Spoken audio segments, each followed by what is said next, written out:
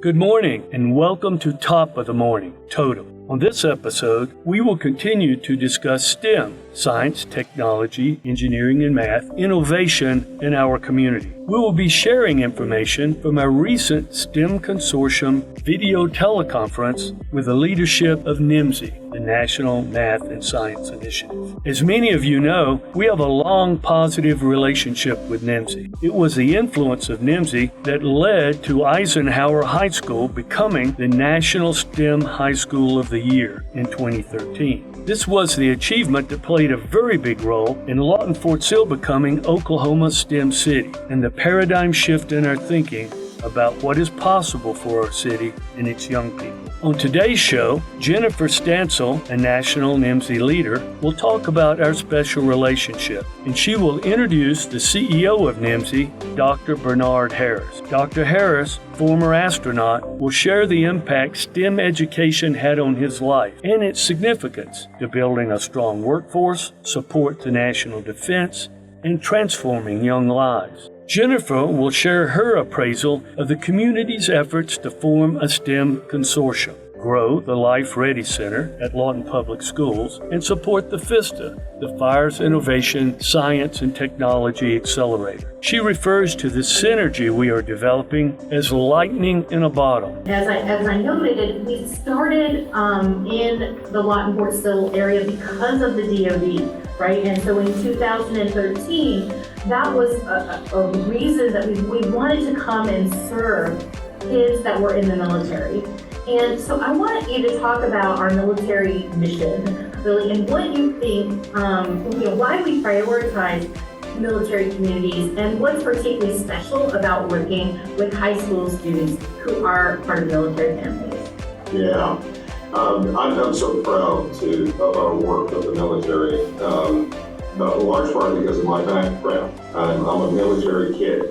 My grandfather was in the Army at Fort Hood. My father was in the Army at Fort Hood. My brother-in-law is actually served at Fort Sill. And so when I became the CEO of NMSI, and even further back, started out as the founding board member of NMSI, and realizing that we had this deep relationship with the Department of Defense, I was really proud to be part of that.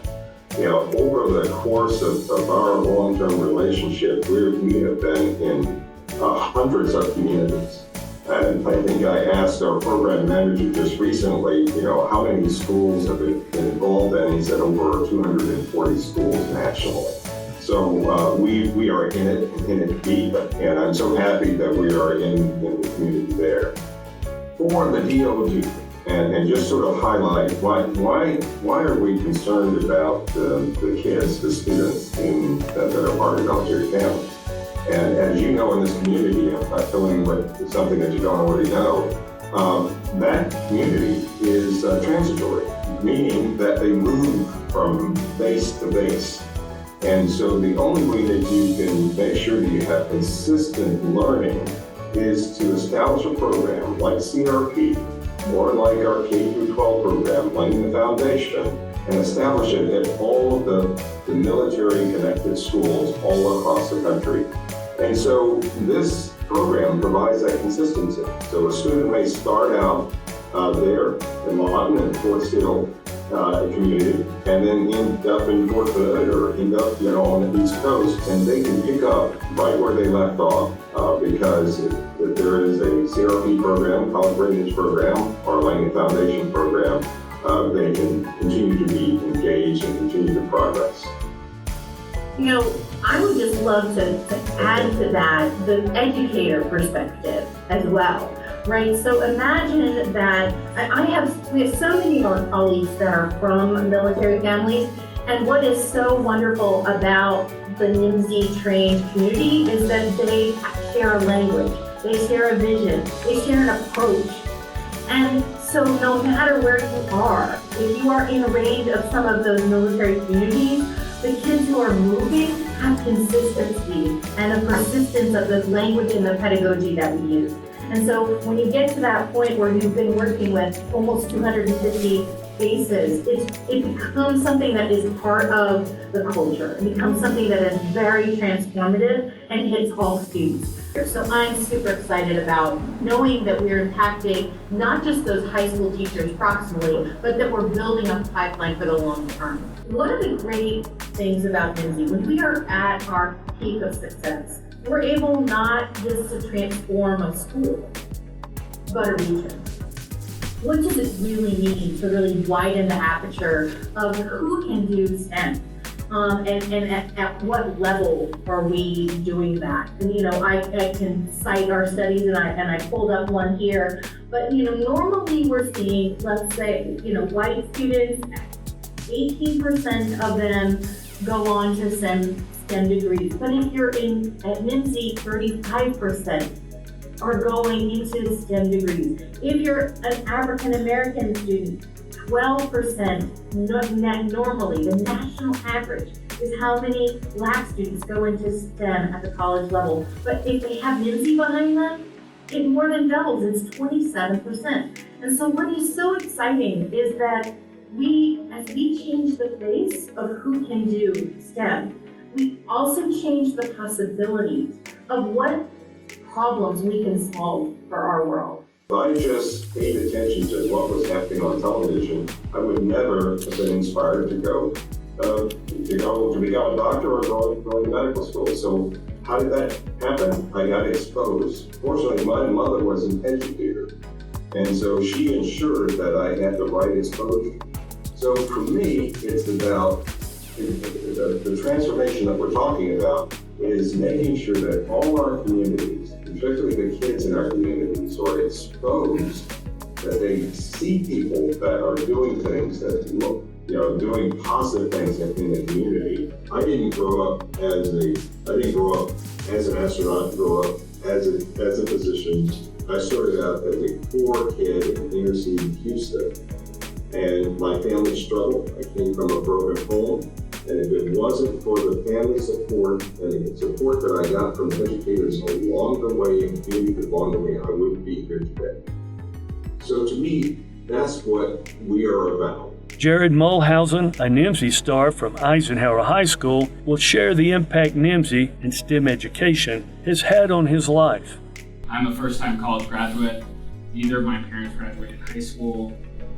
Neither of my dad's parents graduated high school, so my grandparents. And on my mom's side, only my grandmother has graduated high school. So my mom always made the joke I was her first graduation during high school, and that was an amazing experience for her. And I still remember how proud she was after I graduated college. It was one of the happiest moments of not only my life, but hers and everyone else around us. I would like to comment on the energy that NMSI brought to Eisenhower whenever I was in high school. So since no one in my family had really had aspirations of achieving a higher education, the idea for me to go off to college after high school was kind of not an idea that my parents had. It was something that was never talked about in their homes when they were growing up. So whenever I would bring it up, it would kind of be foreign to them. They were never pushed to achieve a higher education. They were never told, hey, you should go to college. These things were new to them. Throughout school, I always did pretty well. I was in advanced placement classes in middle school, and then in high school, I was still on the same path.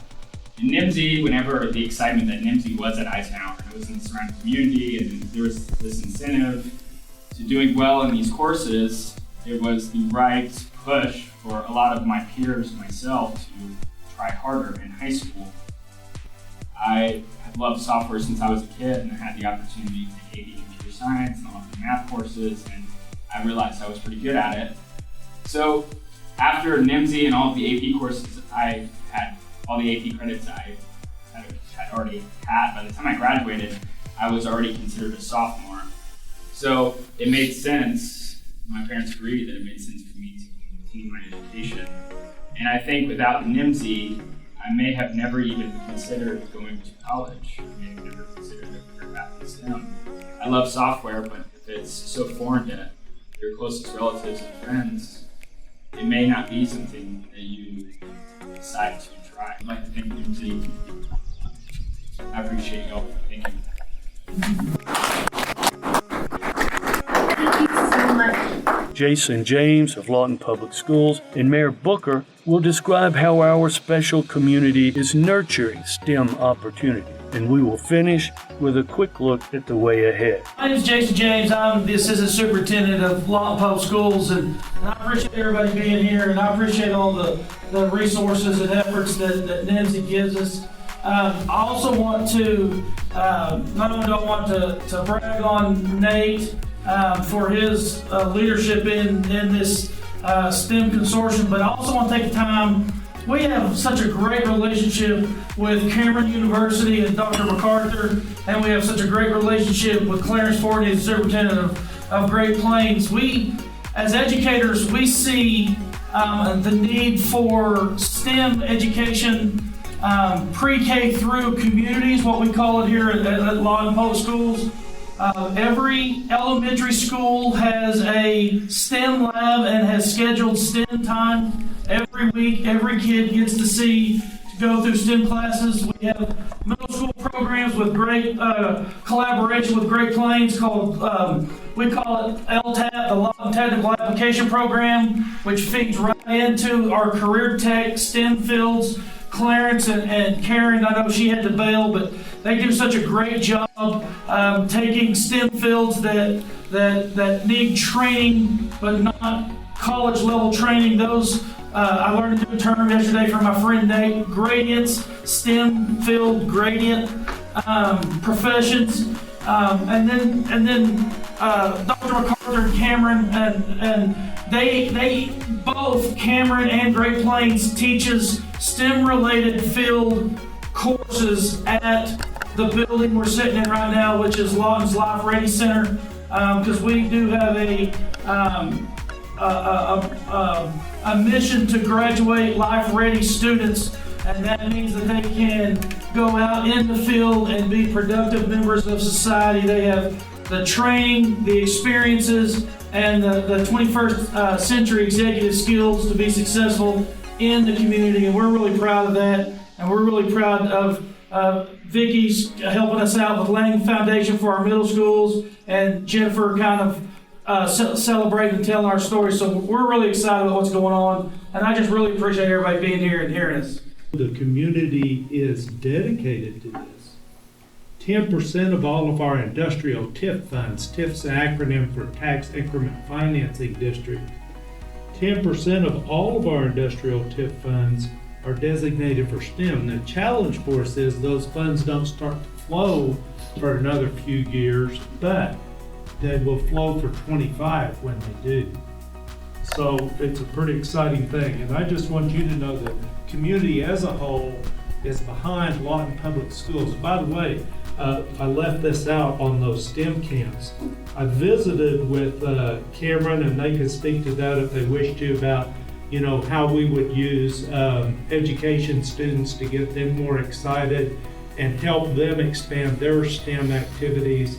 And we have a great, probably the best in the state, relationships between our education establishments here working together to reach our kids. And I would expect Great Plains to be involved in that STEM effort as well. And I know they do some STEM camps in the summer too. So that's what I want to do. I wanted you to know that the community is very interested in this. To think about what scale might look like. Does that include Elgin and Hatch and southwestern Oklahoma?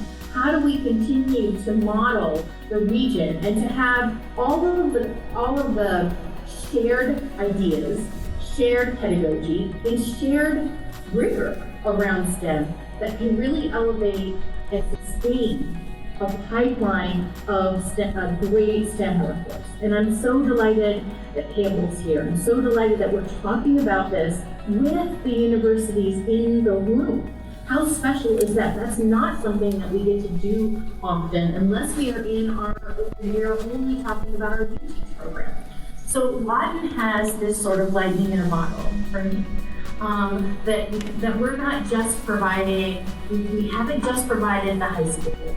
We've provided the middle school, the elementary schools, the student supports, and we're trying to do even more. And what does even more mean?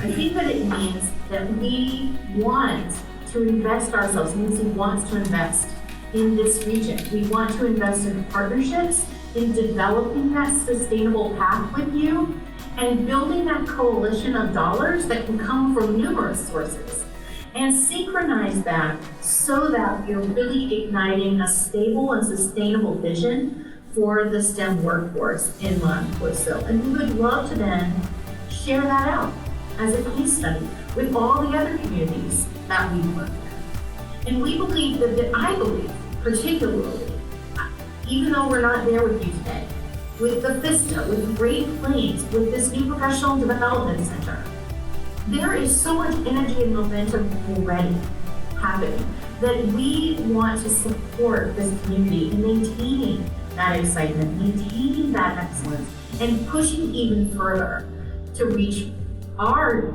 collective potential as one of your partners. As Dr. Harris said, we are not going to be able to do all of this alone. We're one lever, but I think we're a really positive lever. And we, as an NMSI, want to come in and support you, support the community, support this workforce pipeline, and just get the community, even the parents, talking about why STEM, why now, why is this the way that our community grows and thrives into the future. Lightning in a bottle. But you know, the thing about that though, it's not all that powerful as long as we keep it in the bottle. You know, we got to spread this across the community, and we got to take advantage of it. So first of all, thanks to you all, great presentations across the board. This is a loving, wonderful community, and when people come here, they want to stay. And we want you to come out and let this community embrace you, and I think you'll really enjoy that. And it'll be very good for our community as well. So we're working to create a STEM culture here. Thank you so much for joining us today. Top of the morning.